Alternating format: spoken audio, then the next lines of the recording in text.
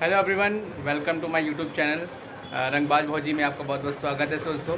और ये हैं रंगबाज भौजी, ये देखिए। तो हेलो फ्रेंड्स, कैसे हैं आप लोग? उम्मीद है कि आप लोग बहुत अच्छे होंगे। तो मैं आई हूँ गायत्री राज से मिलने। गायत्री राज के घर आई हूँ। तो गायत्री राज खाने पीने का इंतजाम में लगी हुई है, देखिए। हेलो दोस्तों, आप लोग कैसे हैं? कमेंट जरूर बताइएगा। और हमारे घर ये लोग इंतजार था, सभी लोग आ गए हैं। देखिए आ गई है प्यारी सी भाभी। और